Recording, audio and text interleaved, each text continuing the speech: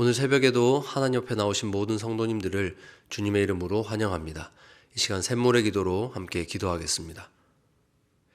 그런즉 너희는 먼저 그의 나라와 그의 의를 구하라. 그리하면 이 모든 것을 너희에게 더하시리라. 마태복음 6장 33절 말씀. 아멘.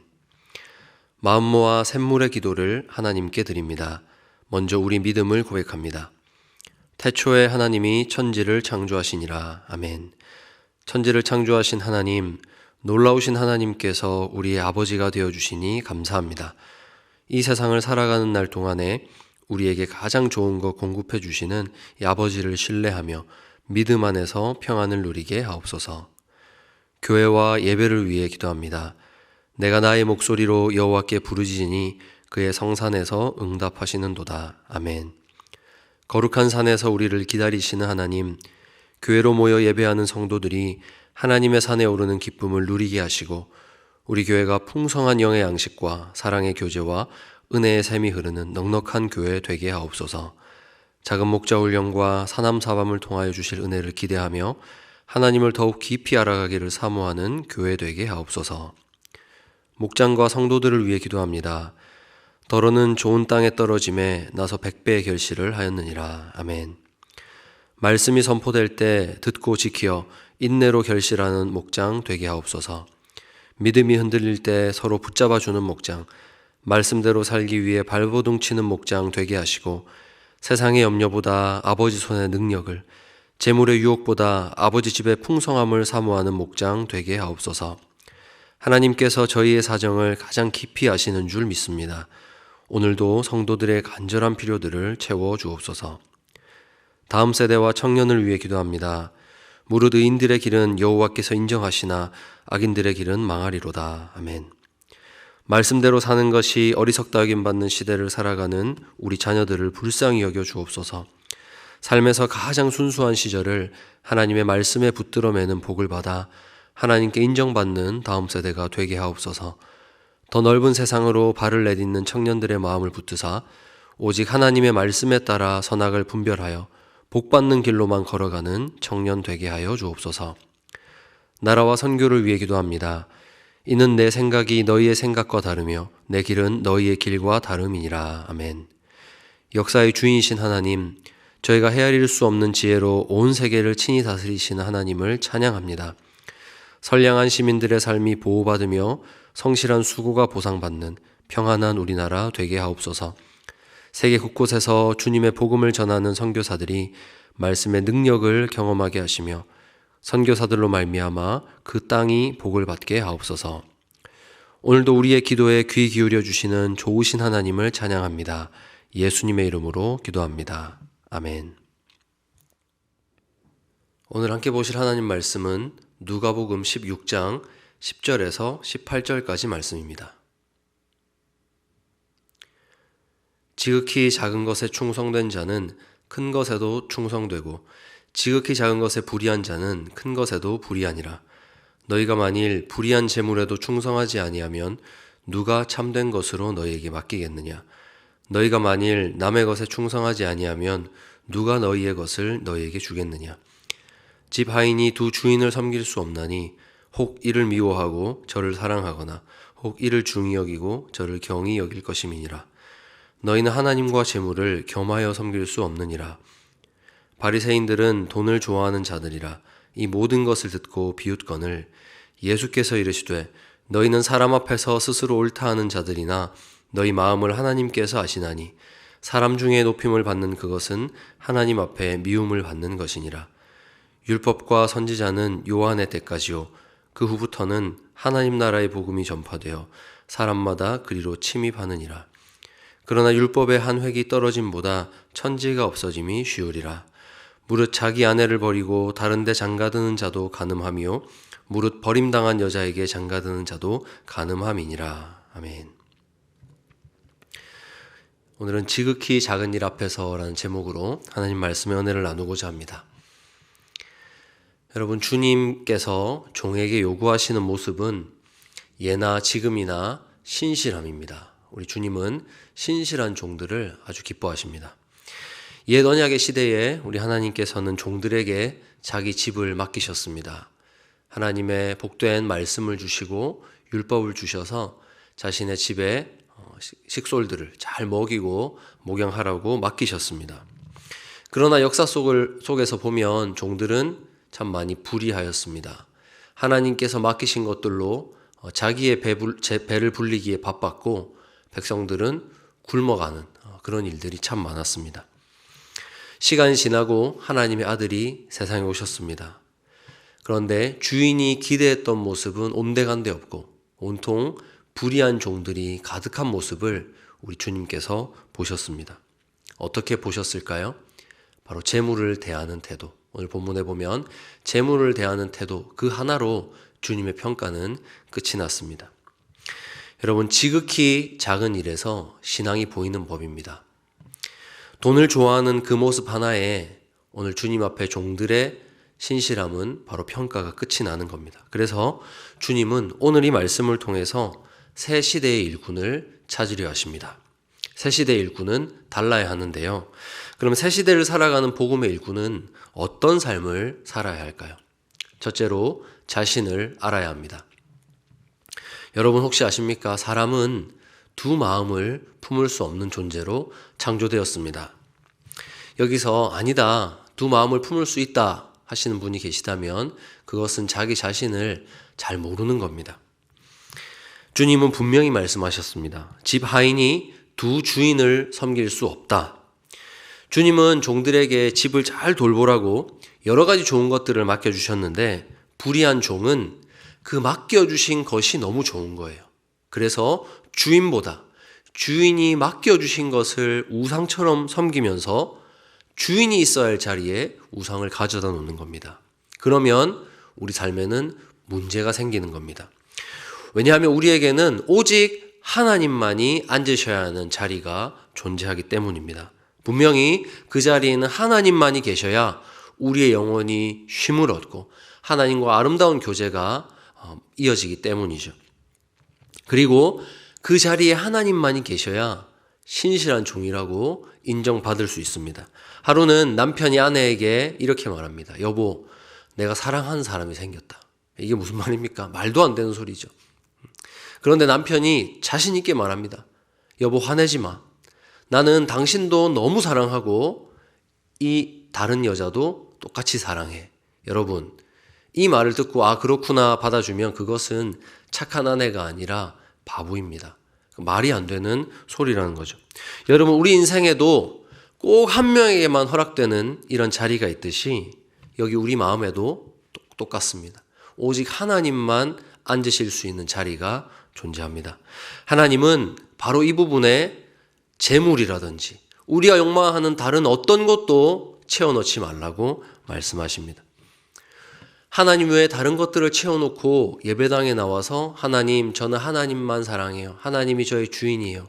고백하는 것을 하나님께서는 듣기 싫다고 하십니다. 인간은 결코 그게 가능한 존재가 아니기 때문입니다. 다른 어떤 욕망들로 내 속을 채워놓고 아무리 하나님 앞에 가서 사랑한다고 고백해봤자 하나님은 우리가 그런 존재가 되지 못한다는 거 알고 계십니다. 그러므로 복음의 일꾼으로 부름받은 여러분, 먼저 자신을 깊이 살피시기 바랍니다. 바리새인 같은 괴물은 멀리 있지 않습니다. 속에 하나님이 아닌 다른 것들을 가득 채워놓고서 거룩한 척하며 하나님 앞에 뻔뻔스럽게 사랑을 고백하는 그 괴물 같은 사람들은요, 멀리 있지 않고 가까이 있고요, 바로 내가 될 수도 있습니다. 내가 내 속에 욕망을 가득 채우고 살아가면서 하나님을 사랑한다고 이렇게 하나님을 예배한다고 하는 일에 스스로 익숙해져 버리면은 이 괴물이 내가 될 수도 있는 겁니다. 그러므로 우리 새 시대의 일꾼은 이 자리에 오직 하나님만 모시고 이 자리는 하나님만 앉으실 수 있다. 그것 자기 자신을 분명하게 알고 하나님 섬기기를 힘써야 합니다. 두 번째입니다. 둘째로 진실한 마음을 가지십시오. 여러분, 우리 주인이 어떤 분입니까? 마음을 감찰하는 분입니다. 주인 앞에서는 아무것도 숨길 수가 없습니다. 이 주인은 결산날에 가서야만 비로소 아는 것이 아니라 지금도 우리 마음속에서 일어나는 여러 가지 생각들을 다 아는 분입니다. 만약 주님이 우리의 악한 의도를 감추고 뻔뻔스럽게 번지르르하게 거룩한 척하는 그 모습에 속으시는 분이라면 우리는 얼마든지 두 마음을 가지고 살 수 있을 겁니다. 여튼 우리가 하나님을 속일 수 있다고 믿는 순간 우리는 가식적인 모습이 더욱더 많아지게 됩니다. 사람들에게만 더 잘 보이려고 하고요. 거룩한 척, 청렴한 척, 하나님을 사랑하는 척 하는 행위들을 너무너무 많이 익숙하게 하게 됩니다. 거짓된 마음을 숨기고서 그것이 사람에게 들키지 않으니 신실한 척 만족하는 이 모습은 서서히 우리의 영혼을 병들게 하는 독과 같습니다. 여러분, 그럼 하나님은 뭘 원하실까요? 바로 진실된 마음입니다. 옛 시대의 종들과 새 시대의 일꾼은요, 여기서 갈라지는 겁니다. 바로 주인 앞에서의 태도, 진실한 마음으로 주인을 뵙는가. 너희가 하나님과 재물을 겸하여 섬길 수 없다라는 말씀으로 지금 주인이신 주님은 거짓된 사람들의 마음을 꿰뚫어 보십니다. 그때 바리새인들의 반응이 어떻습니까? 비웃습니다. 바리새인들은 돈을 좋아하는 자들이라 이 모든 것을 듣고 비웃거늘. 무슨 뜻이죠? 아니다. 나는 가능하다. 나는 재물을 너무너무 좋아하는 사람이지만 난 하나님 사랑하는 거 가능해. 난 그런 사람 아니야. 라고 비웃는 거죠. 자신을 속이는 겁니다. 여러분, 그렇다면 새 시대의 일꾼은 어떤 태도를 보여야 될까요? 근심하고 회개하는 겁니다. 하나님, 재물이 저에게 너무 필요하고 많으면 좋습니다. 그런데 하나님, 제가 제 자신을 돌아보니 솔직히 제가 하나님보다 하나님이 주시는 복에 더 관심이 많은 것 같습니다. 이거 잘못된 거지요? 하나님 용서해 주세요. 하나님 도와주세요. 하나님을 온전히 바르게 섬기는 게 무엇인가요? 이렇게 나아가는 것이 새 시대의 일꾼의 모습이지, 비웃는 것, 그것은 주님의 부르심을 거절하는 겁니다. 사실 주님은 비웃음이 아닌 이 회개하는 마음, 이것을 옛 시대의 일꾼들에게 기대하셨습니다. 사랑하는 여러분, 하나님은 우리가 감추는 모든 불의를 감찰하시는 분입니다. 그분 앞에서는 오히려 진실한 마음으로 불의한 종을 도와달라고, 예, 주님, 제가 불의한 종이 맞습니다. 하지만 제가 이것이 문제라는 거 압니다. 하나님 도와주세요. 라는 이런 진실된 마음이 오히려 위로와 칭찬을 받게 될 것입니다. 주님은 바로 그런 종들에게 주님의 새 시대를 맡기십니다. 마지막 세 번째는 진실한 삶을 사셔야 합니다. 여러분, 거짓된 마음을 계속 채워나가다 보면 그것은 재물에 그치지 않습니다. 삶의 모든 영역에서 거짓이 확대됩니다. 자신을 망치게 됩니다. 18절을 보겠습니다. 무릇 자기 아내를 버리고 다른 데 장가드는 자도 간음하며 무릇 버림당한 여자에게 장가드는 자도 간음함이니라. 아멘. 여러분, 거짓된 마음을 방치한 결과가 이겁니다. 주님이 너 재물 좋아하는구나, 너 두 주인 섬기는구나 하실 때, 아니요, 뻔뻔스럽게 거짓말하고 비웃는 사람들, 그 삶에 익숙해지면 결과가 바로 이거라는 거예요. 하나님은 자기 집을 잘 돌보고 거룩한 백성을 길러내기 위해서 율법을 주셨는데 불의한 종들은 이걸 가지고 자신의 욕망을 채우는 도구로 사용합니다. 주님은 바로 그 모습을, 이 율법을 가지고 폭로하시는 거죠. 기본적으로 이스라엘에게 있어서 이혼은 금지됩니다. 율법에 있습니다. 그런데 율법에서 합당한 이혼의 사유가 나옵니다. 그것은 아내가 수치스러운 일을 했을 때. 여러 가지 해석되겠죠. 예를 들자면 아내가 간음을 했다거나 아내가 여호와 신앙을 버렸다거나 이 정도로 혼인관계를 파탄내는 아주 심각한 문제를 저질렀을 때 이혼 증서를 써서 내보낼 수가 있습니다. 그런데 불의한 청지기들은 이걸 악용하는 겁니다. 하나님을 잘 섬기기 위한 도구로 율법을 사용하는 게 아니라 자기의 욕망을 채우기 위한 도구. 내가 하나님을 잘 섬기는 척 하면서도 내 마음속에 있는 이 음흉한 욕망을 채우려면 어떻게 해야 될까? 머리를 쓰다가 한 게 바로 율법을 자기 마음대로 해석하는 거죠. 아내에게 꼬투리를 잡아서, 말도 안 되는 꼬투리를 잡아서 이 율법에 봐라 하면서 쫓아내는 것이죠. 그리고 이런 식으로 버림받은 이 여자 저 여자 탐하는 태도, 그러면서도 자기 자신은 여전히 성전에서 두 손을 들고 기도하면서 거룩한 척하는 것.